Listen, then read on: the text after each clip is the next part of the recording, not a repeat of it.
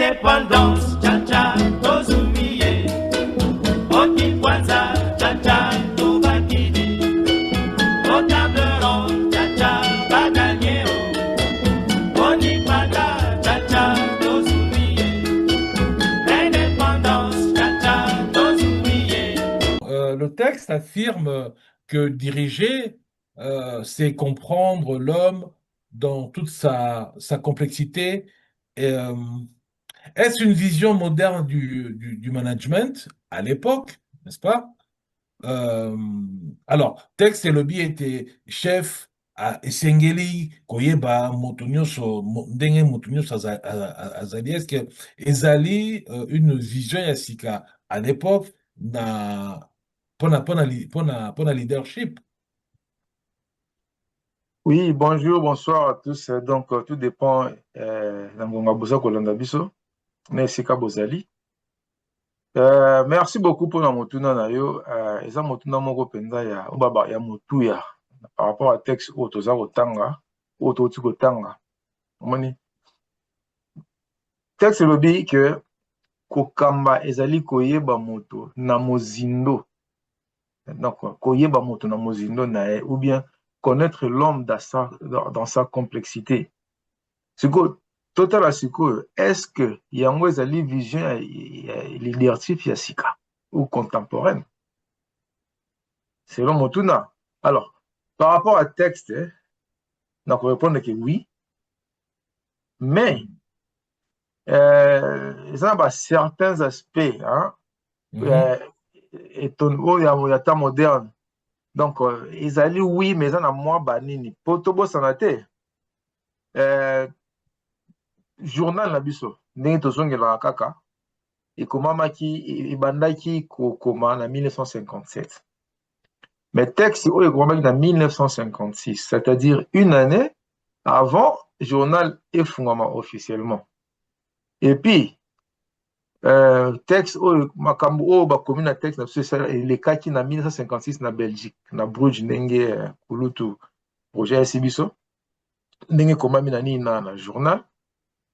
Mais ayez kokota dans le journal une année après, puisque le journal est fondé en 1957. Pourquoi va reprendre Yango?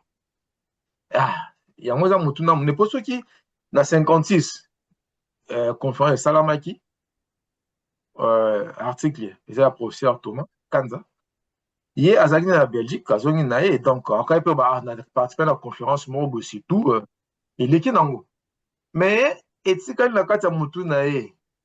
Ah bien non, il faut lancer l'article moko sur Makambo Oyo ya Mutuya et aussi koleka.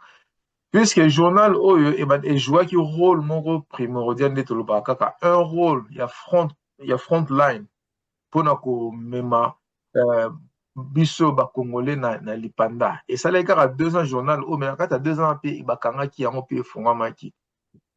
Pour na romona importance nini ba pesa ki na article Oyo. Alors soit dans un motuna na biso na bi oui ils allaient nini na kati ya leadership contemporaine, mais ils ont makam oyo to kiko ils ont ba limite moi mingi na kati ya contexte colonial na ya lelo.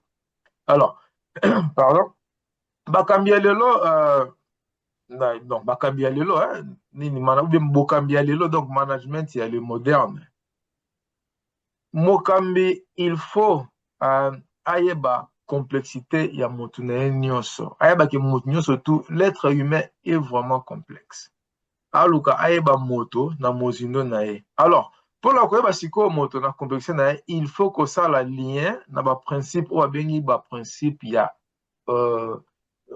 modernité o ngai selon ba recherche na ça il na kaboli on a 3. D'abord tu as la intelligence émotionnelle. Topé mayele ya bomoto. Oyi koloba, il faut comprendre batunyo surtout, koyeba nini okoki kosala pona ko motiver bango, koyeba nini baza ko s'aspirer nango. Donc aspiration na bango ezali nini. Et yami balé management humain. Topé ko gérer bato. Ko sala te que bato bazala neti ba machine. Donc comment la ressources humaines, puisque si on parle vraiment des ressources humaines, la ressources humaines on a 2 genres de ressources humaines. Aux ressources humaines, oyo, baza ko utiliser motu comme machine à production. Musala na ye ka ko produire. Ba droit na ye makam na ye bazo kipe ya mote. Mais yo za na sala musu produire kaka. Mais ressources humaines musu azali oyo sala ke non, baza ko tenir compte ya complexité ya moto. Baza ko tenir compte ya moto, aza moto mona ko soki musala, oza na humeur ya boye. Donc, chef na aza koyeba ke temps na ndako likambo elekaki pour travailler bien. Il faut nini ba ko approcher yo ou oza na matanga tout ça donc ozali sikoyo genre monsieur ressources mais yango balobi awa na époque na biso oyo kosalela moto comme machine te ya production. Mais il faut qu'on y ait ba complexité na, il faut qu'on comprendre y na kati na, il faut comprendre y a un contexte où ils social, n'a que comprendre la complexité dans le côté culturel. Alors, troisième point, ils ont leadership inclusif, c'est-à-dire qu'on reconnaître la dignité à moto. Na esika moko, et puis mon sur la carte organisation à se sentir que aza moto, à se sentir que aza important, à se sentir que ngai batika nga bote. Puis ce monde a un mot sur ça dans musala. Bengi bato boye yo soki batiki yo okomona pourquoi nga naza exclu. Alors na oyo ya lelo donc na kibolelo ndenge makambo etambolaka, il faut inclure tout le monde, il faut ça la inclusivité. Un leader doit inclure bato na ye surtout na kati ya ba décision na ye azwaka.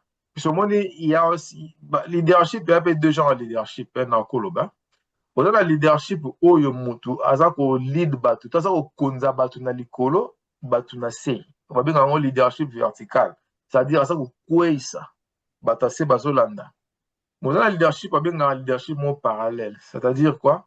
Baza ko inclure bino na nini na décision oyo ezo na kati ya entreprise, na kati ya société. Baza ko tuna ba vie na bino. Ayebelo kazo lukame, atuni bino ba vie na bino.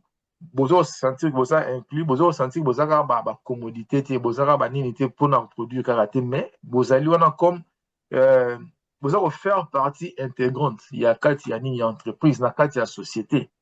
Donc un leader, un bon leader, à ça la bien horizontal, c'est-à-dire à ça qu'on inclure bateau, à ça qu'on inclure bateau à ça la naïe, à ça qu'on inclure bateau autant sur la partie politique, à la décision, à inclure bateau. Bon, dans mon niveau, bino mon n'engeni, tout ça la on n'engo peut si ba idée. Il est comme Azasiko Mokondi. À côté la ni neza malam muté ba pour na ba contre abi ça va ba aider na zuiti à une décision par rapport il y a leadership parallèle oyo et à utiliser qui hein. Mais par rapport à tout ça, il faut qu'on nuance moi muki et sikawana. Pourquoi système ezali totalement à l'époque hein, coloniale, pourquoi système ezali totalement moderne neti tozolo balelo. Alors, ce qui peut être malam tokomona na texte na biso système ezala qui kaka na logiquement il y a paternalisme politique na social. Ata tango bazo critiquer ma colonialisme tout ça, tu remarqué on a parler en partie encore en partie donc posture moi il y a dirigeant, accompagnement, émancipation de la population tout ça. Donc on a vraiment que non.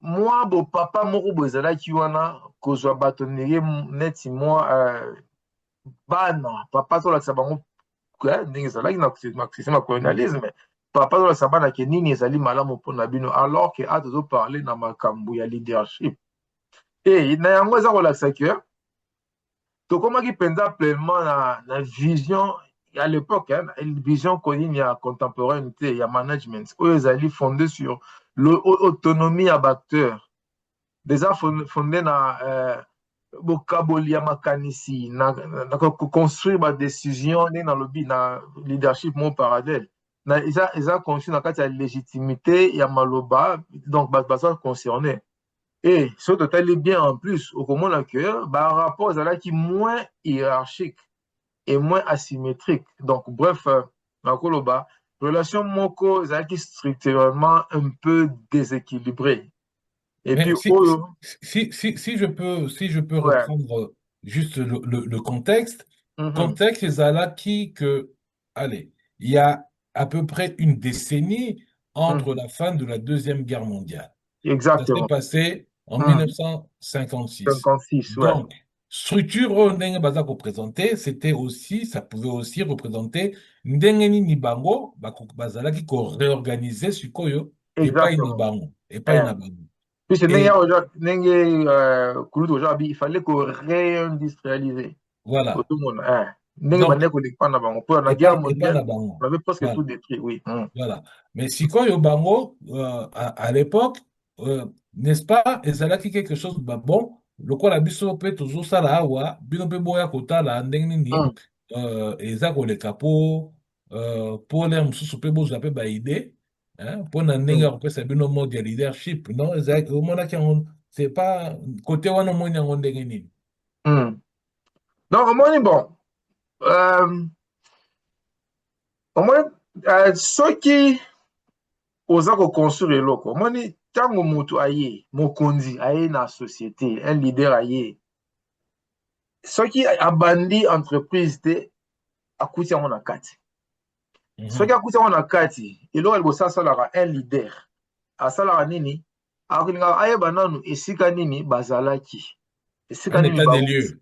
un état de lieu asali état de lieu ayeba esika nini bauti après alingi ayeba esika nini ye alingi amema entreprise wana akosala baobjectif na ye me sikoyo mpo esika awuti na esika alingi akende esala malamu ifa yeba esika azali aza na banani aza kosala na banani aza na besoin ya nini mpo akende esika alingi kokende par rapport esika awutaki nini esalamaki malamu oyo akogarde nini esalaki malamu te oyo ifo atika mpe nini oyo ye amemi ya sika oyo ekosalaki eloko oyo ye azali kokamba ekende liboso ozomona donc un leader nyonso tu atanga cours ya leadership oyo tu asala leadership ayebi ke mosala ya un leader ezali kolongola bato esika bazali ayeba esika balingi kokende e aidentifie babesoin ya bato oyo azali na bango e oyo ye azali nango na maboko a partir ya babesoin wana akotala sikoyo nini oyo ya libanda bazali koluka alors babesoin oyo azali nango na kati na oyo ya libanda bazoluka comment akosala place wana mpo amema bato na baobjectif oyo mpo bapesi yo leadership par rapport ya baobjectif oyo okuti yo mpe na baobjectif na yo osangisi otala ndenge nini okomema oyo eloko oyo osi na maboko ekende liboso par rapport à besoin oyo oyo kokutana oyo olingi couvrir donc c'est ça ouais. Mais oyebi que parfois il y a des leaderships naturels qui oyo baza na besoin kokendaka kelasi te mosusu bazali donc parfois il y a des gens qui ont le sens au fait d'être leadership et puis il y a leadership oyo bazalaka fabriqué ata soki opesi qui leadership pour moi on a toujours montré que parfois c'est très difficile de manager et de conduire Bipai vers les objectifs Oui fixés.